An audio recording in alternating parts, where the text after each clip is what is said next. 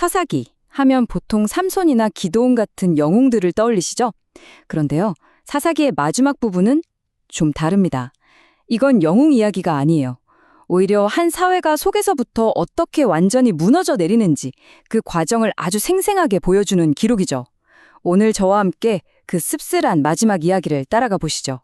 그래서 이 이야기는 우리한테 아주 근본적인 질문 하나를 툭 던져요. 대체 한 나라가 어떻게 안에서부터 무너질 수 있는가? 바로 이 질문이 오늘 우리가 파헤쳐볼 핵심 주제입니다. 자, 다시 한번 확실히 해둘게요. 이거 절대 영웅담이 아닙니다. 오히려 정반대죠. 하나님을 믿는다고 말하는 사회가 어떻게 이렇게까지 망가질 수 있는지 그 참담한 모습을 보여주는 기록이에요. 사사기 내내 계속 반복되던 그 실패의 사이클 있잖아요. 그 마지막 단계, 그야말로 민낯을 그대로 들여다보는 시간입니다. 자, 그럼 그 첫 번째 단계부터 한번 살펴볼까요? 모든 거대한 타락은요, 놀랍게도 아주 작은 곳에서 바로 한 가정의 은밀한 타협서부터 시작됩니다. 미가라는 사람이 등장하는데 이 사람 이야기에서 그 과정이 딱 보여요. 처음엔 어머니 돈을 훔쳤다가 저주받을까봐 무서워서 슬쩍 돌려놓거든요. 근데 더 기가 막힌 건 그 다음이에요. 어머니가 그 돈을 받더니 이건 여호와께 거룩하게 드리는 거야 라고 선언하면서 글쎄 바로 그 돈으로 우상을 만들어버립니다. 정말 종교적인 말을 갖다 붙여서 자기 욕심을 채우는 완벽한 예시라고 할 수 있죠. 이걸로 끝이 아니에요. 미가는 아예 자기만의 개인 신당까지 차리고 자기 아들을 제사장으로 딱 앉혀버립니다.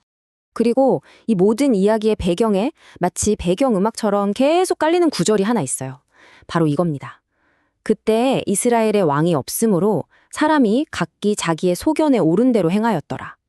여기서 진짜 중요한 게 뭐냐면요. 이게 그냥 대통령이나 왕이 없었다. 이런 정치적인 얘기가 아니라는 거예요. 이건 사람들 마음속에, 삶 속에 하나님의 권위라는 게 아예 사라져버렸다는 뜻입니다. 각자가 자기 생각에 옳은 대로, 그냥 자기 마음대로 살았다는 거죠. 자, 그럼 이제 타락이 어떻게 다음 단계로 넘어가는지 볼까요? 한 집안에서 시작된 이 개인적인 부패가 점점 스케일이 커지면서 어떻게 아예 시스템으로 자리 잡게 되는지 한번 따라가 보시죠. 이때 마침 하나님을 섬기라고 부름받은 레위인 한 명이 떠돌고 있었어요. 그런데 이 사람의 그 신성한 소명이요? 아주 현실적인 거래로 바뀌어버립니다. 미가가 이 사람한테 연봉으로 은 얼마, 옷, 그리고 먹을 걸 줄 테니 우리 집 개인 제사장이 되어달라고 제안하죠. 여기 딱 보이시죠? 거룩한 소명이 그냥 월급 받고 일하는 고용 계약으로 변질되는 순간입니다. 근데 이야기가 여기서 더 커져요. 단 지파 사람들이 정찰을 하다가 미가네 집에 들으거든요. 그러다 이 레위인을 보고는 훨씬 더 큰 제안을 합니다. 아니, 한 사람 집 제사장 하는 것보다 우리 지파 전체의 제사장이 되는 게 훨씬 낫지 않겠어? 와, 이거 정말 진짜 사명보다는 그럴듯한 스케일과 명예가 얼마나 달콤한 유혹인지 제대로 보여주는 대목이죠. 결과는요, 단지파가 미가의 우상, 신당, 심지어 그 제사장까지 싹 다 훔쳐가 버립니다. 그리고는 미가의 그 사적인 우상 숭배를 자기 지파의 공식 종교로 선포해버려요. 자, 보세요. 한 개인의 비뚤어진 신앙이 이제 한 지파의 공식적인 시스템이 되어버린 겁니다. 모든 걸 빼앗긴 미아가 절규하죠.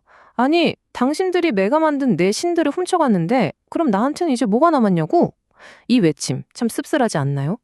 이게 바로 우상 숭배의 핵심적인 모순을 보여주는 거예요. 내가 만든 신은 다른 사람이 훔쳐갈 수도 있는 거죠. 결국 나를 전혀 지켜주지 못한다는 겁니다. 자, 이제 이야기는 걷잡을 수 없이 흘러갑니다. 종교적인 부패는 결국 필연적으로 폭력으로 이어지죠. 이제 끔찍한 내전이 터집니다. 도덕성이 완전히 무너진 사회가 어떤 결말을 맞이하는지 똑똑히 보시게 될 겁니다.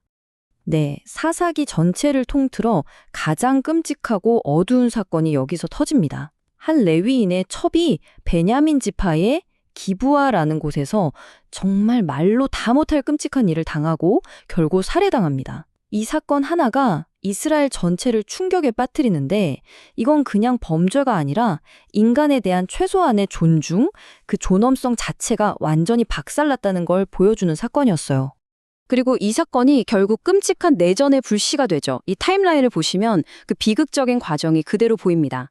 이스라엘 연합군이 정의를 세우겠다고 나서는데 베냐민 지파가 범죄자들을 감싸고 돌면서 전쟁이 시작돼요.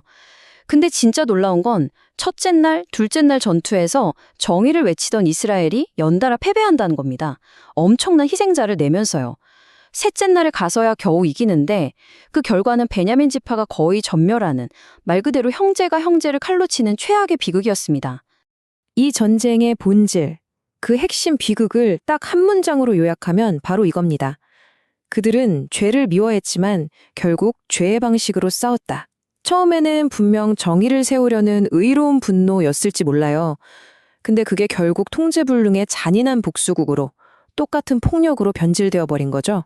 전쟁이 끝나고 나니까 이스라엘 사람들이 덜컥 겁이 난 거예요.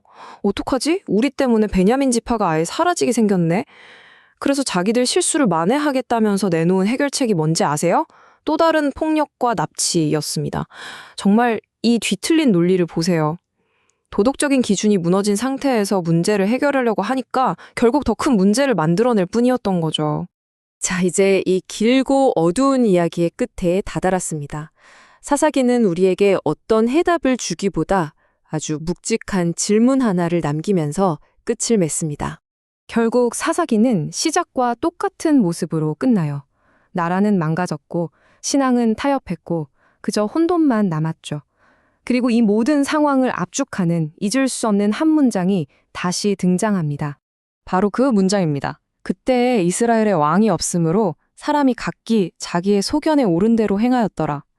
우리가 이 이야기의 시작부터 끝까지 이 한 문장이 현실에서 어떤 끔찍한 결과를 만들어냈는지 쭉 지켜봤잖아요. 이제 이 문장의 무게가 처음과는 완전히 다르게 느껴지시지 않나요?